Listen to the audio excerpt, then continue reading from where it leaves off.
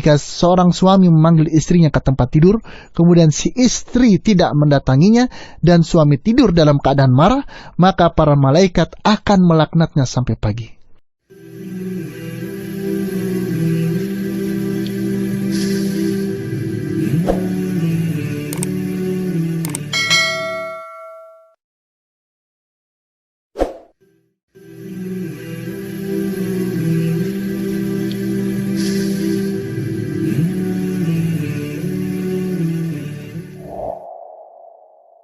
Alhamdulillahi wahdah wa sadaqa wa'dah wa nasara 'abdah wa salatu wassalamu ala man la nabiyya ba'dah wa ala alihi wa sahbihi wa man tabi'ahu hudah, amma ba'du.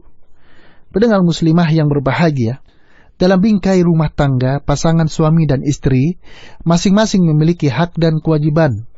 Suami sebagai pemimpin berkewajiban menjaga istri dan anak-anaknya, baik dalam urusan agama atau dunianya. Menafkahi mereka dengan memenuhi kebutuhan makanan, minuman, pakaian, dan tempat tinggalnya. Tanggung jawab suami yang tidak ringan seperti yang kita jelaskan itu harus diimbangi dengan ketaatan seorang istri pada suaminya.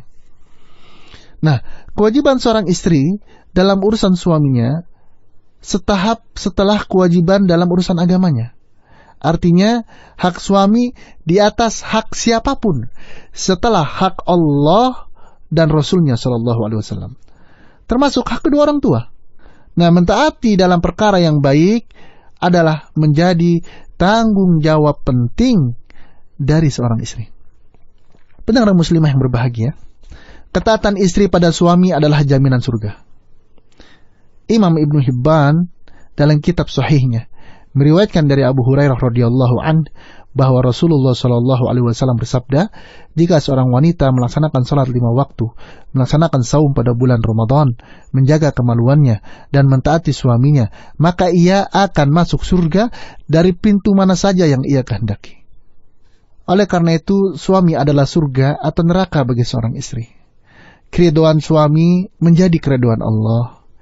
Istri yang tidak diridhoi suami karena tidak taat dikatakan sebagai wanita yang durhaka dan kufur nikmat. Dalam hadis yang diriwayatkan oleh Imam Al-Bukhari dan Muslim, diriwayatkan bahwa suatu hari Rasulullah Shallallahu Alaihi Wasallam pernah bersabda bahwa ia pernah melihat penghuni neraka yang kebanyakannya adalah wanita. Maka seorang wanita pun bertanya kepada beliau, apa yang menjadikan sebab penghuni neraka sebagian besarnya adalah wanita? Maka Rasulullah Shallallahu Alaihi Wasallam menjawab, di antaranya karena wanita terlalu banyak durhaka kepada suaminya. Muslimah yang dimuliakan Allah Subhanahu Wa Taala, seorang suami memiliki kedudukan yang besar dalam hal rumah tangga. Sampai-sampai Rasulullah Shallallahu Alaihi Wasallam menggambarkan bahwa jika Allah Subhanahu Wa Taala membolehkan seseorang untuk bersujud kepada selainnya, maka seorang istri hendaknya bersujud kepada suaminya. Sebagaimana yang diriwayatkan dari Abu Dawud dan Imam Tirmidzi, meriwayatkan dari Abu Hurairah radhiyallahu an bahwa Rasulullah Shallallahu Alaihi Wasallam bersabda, kalau aku boleh memerintahkan seseorang untuk sujud kepada orang lain, maka aku akan memerintahkan para istri untuk sujud kepada suaminya. Disebabkan karena Allah telah menetapkan hak bagi para suami atas mereka, yaitu para istri. Bahkan, hak suami itu berada di atas hak siapapun dari manusia, termasuk hak kedua orang tua. Dan hak suami bahkan harus didahulukan oleh seorang istri daripada ibadah-ibadah yang bersifat sunnah. Hal ini sebagaimana yang diriwayatkan oleh Imam Al-Bukhari dan Muslim, bahwa Rasulullah Shallallahu Alaihi Wasallam bersabda, tidak boleh bagi seorang perempuan berpuasa sementara suaminya ada di rumah, kecuali dengan izinnya, dan tidak boleh baginya meminta izin di rumahnya kecuali dengan izinnya. Dan dalam hak berhubungan suami istri, jika suami mengajaknya untuk berhubungan, maka istri tidak boleh menolaknya, kecuali karena halangan yang dibenarkan oleh Islam.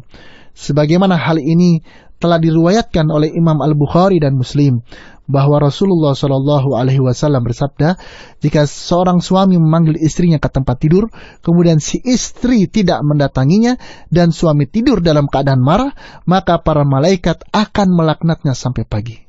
Pendengar muslimah yang dirahmati Allah Subhanahu wa taala, di antara kewajiban seorang istri atas suaminya juga adalah hendaknya seorang istri benar-benar menjaga amanah suami di rumahnya, baik harta suami dan rahasia-rahasianya.